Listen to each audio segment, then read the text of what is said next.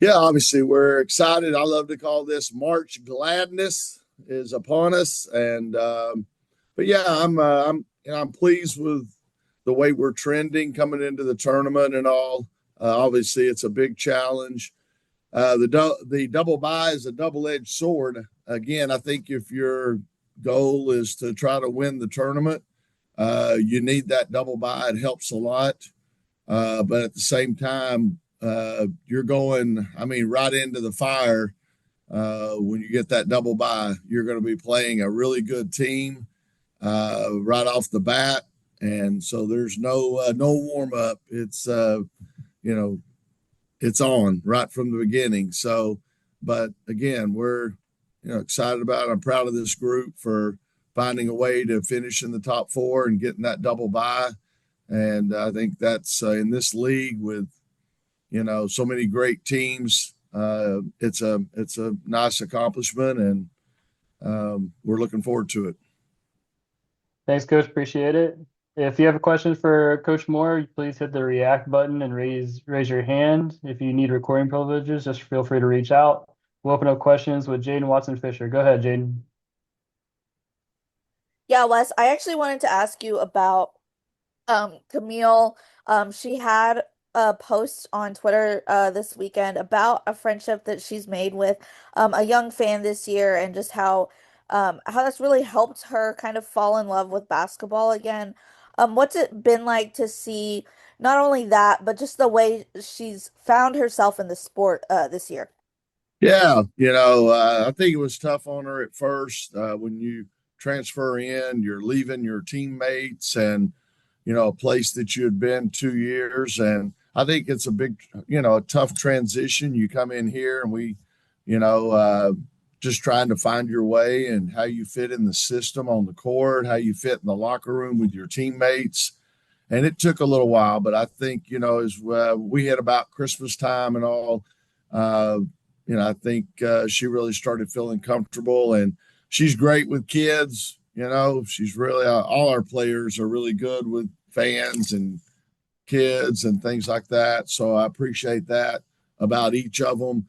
But I think Camille especially really loves kids and has a good time with them. And I think again because of that, fans and especially young fans gravitate to her. We'll go to Noah. Go ahead, Noah. Hey Wes, how have you seen Zoe's leadership evolve and grow over the season? Yeah, yeah, I think that's been a big part of our trending upward. I think early in the year it was a big adjustment for her. I mean, for one thing, just playing with Sanaya and Isaiah and Madison Hayes and being used to that, knowing each other, having that connection, playing with them for a couple of years. I think it was an adjustment for her, and then I think she struggled to enjoy the game at that time. And I think then, this team, like I said, started coming together, gelling, uh, playing better, and she was a big part of that. Obviously, she has really stepped up, uh, not only scoring the ball but also really getting her teammates involved. I think that's probably the biggest improvement and step she's taken as a point guard. She's getting everybody else on the court involved and helping them play better.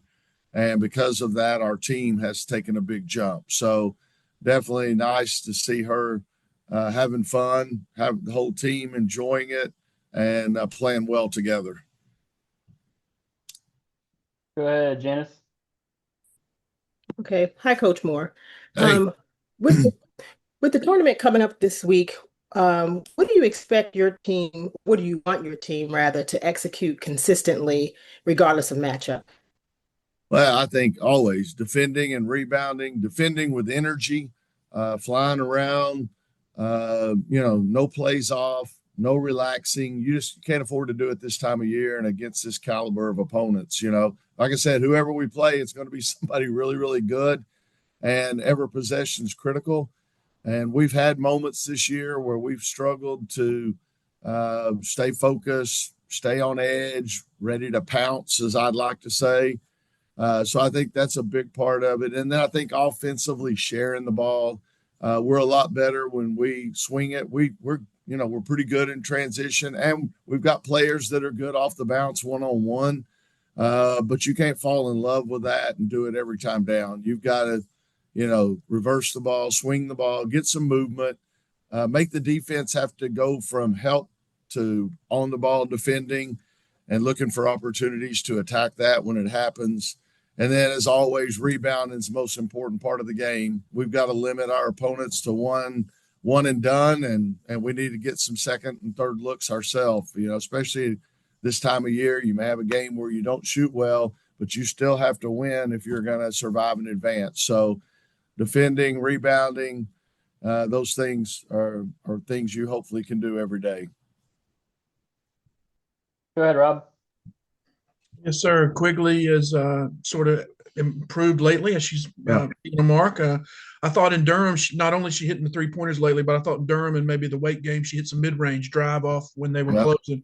Could you just speak to that and speak to how important depth is going to be guys to run this? I agree with you. I think Devin's found her confidence a little bit. I've always known she's a great shooter. And as you mentioned, if you close out too hard on her, she's good taking it off the bounce for the pull-up jumper. She shoots it well, and we need her. We need that extra score. We need that lift coming in, but we also need just be solid at that position because we've got some pretty talented players around that spot. But Devin, she's been here. This is her second year now, and it's I think kicking in some, but I think the biggest thing is confidence.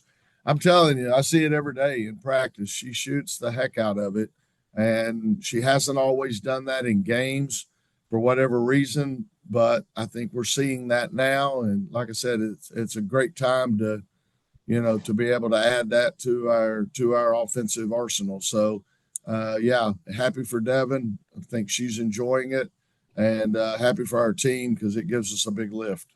My follow-up question, sir. What are the traits, characteristics, and habits that it takes for a team to become a conference tournament champion? Yeah, like I said earlier, you have to really be locked in and you have to play every possession like it's the last possession. Everybody, at the end of the game, everybody gets locked in, right? But I think you've got to do that because every possession, a lot of these games are going to come down to, 1, 2, 3-point game, one possession. So I think you start there. Like I said, sometimes in the postseason, maybe first time you've played in the venue and maybe you're a little nervous, whatever. You may not shoot as well as you normally do. And I think that's where, defending and rebounding and being consistent in our effort in those things is big.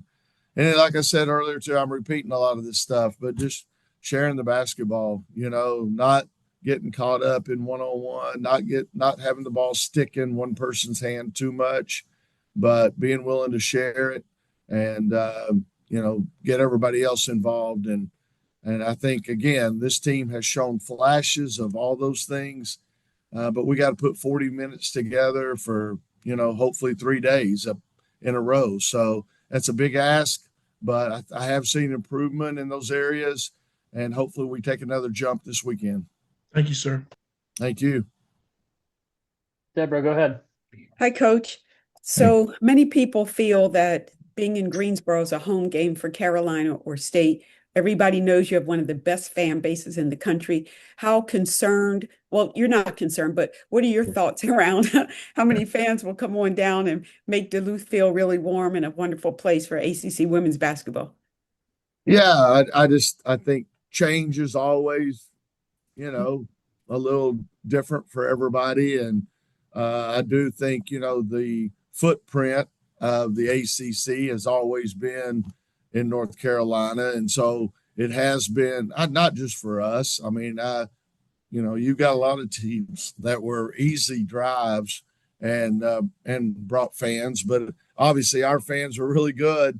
And we've always had to take other teams extra tickets and seats So that's been great, and it's no doubt it's been, you know, been great having a lot of red in the arena. But you know, again, this is exciting. You know, we're going someplace new, and at the end of the day, those fans aren't on the court, so it's, you know, it's up to those players that are out there to make plays and to bring the energy. And hopefully, though, we're going to see a lot of fans travel. I'm confident that we'll have a lot of red down there, and probably not as much as in Greensboro, but I still think we'll have a lot of fans travel, and hopefully we can make that a home court advantage. You know, NC State West. Who knows? Thanks, Coach. Thank you. Go ahead, Denise. Good afternoon, Coach Moore. How has your team stayed connected and grounded through the ups and downs of the season? Yeah, I think that's been a big part.